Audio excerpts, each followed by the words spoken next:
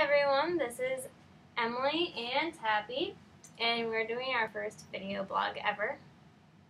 So, Tabby dear, what did you do today? Well, we had church this morning, and it was quite good.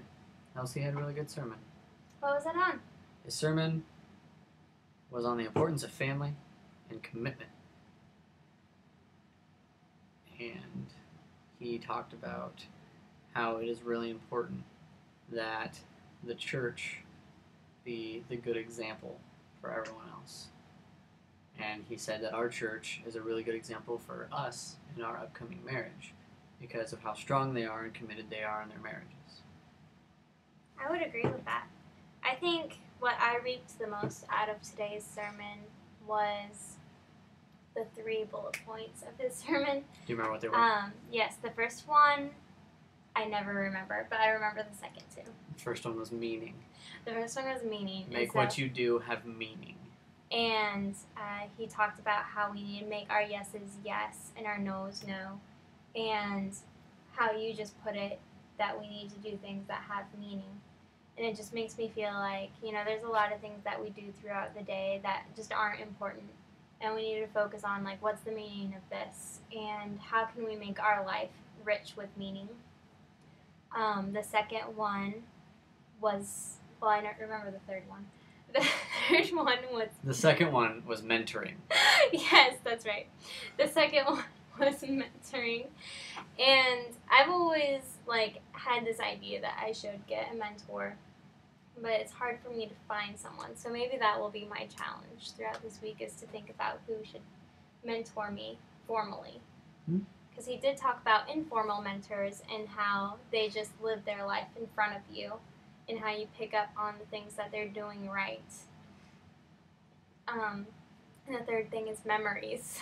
Yeah, you got that right. I remembered that one.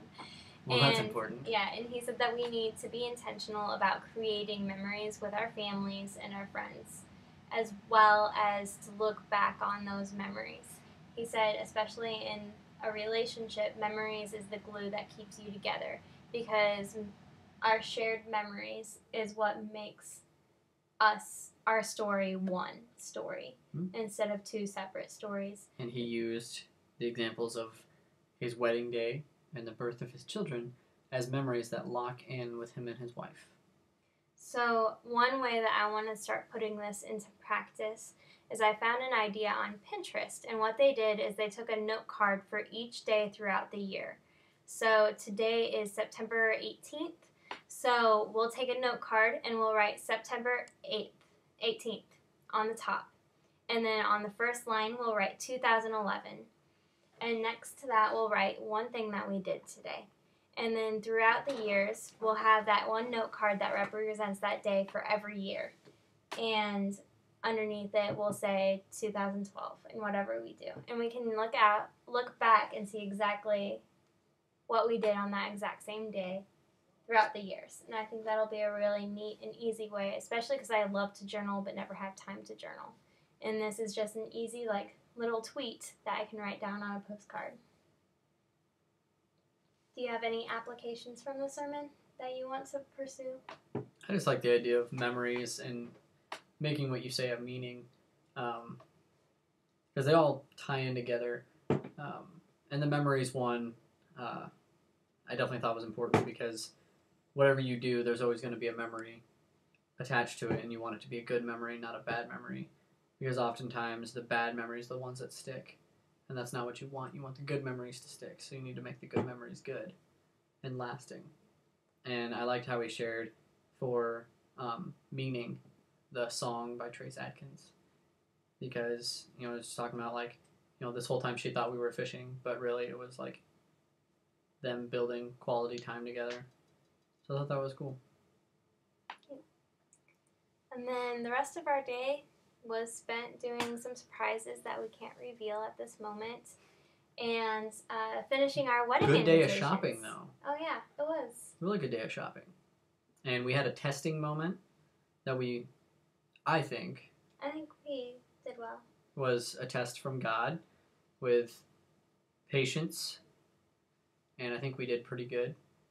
We didn't complain about the situation to others. and we handled it very appropriately and maturely. Although there was a lot of immature thoughts running through our heads. Yes, but we didn't say any of it. So that's a step. Mm-hmm. Now we just need to get those thoughts to stop coming in. So then after we did that, we came back and we got our wedding invitations all finished. So we put them together. All of them. Yeah, we put them all together. We put stamps on the insides and the outsides. And my sister Katie, she labeled all of them. So kudos, thank you to Katie. Shout out to her. And then we also put everyone's names into a spreadsheet that we can keep track of throughout our wedding process. So that's one more thing knocked off the list. And this list goes on and on and on. But only 83 more days. So we'll see you next time.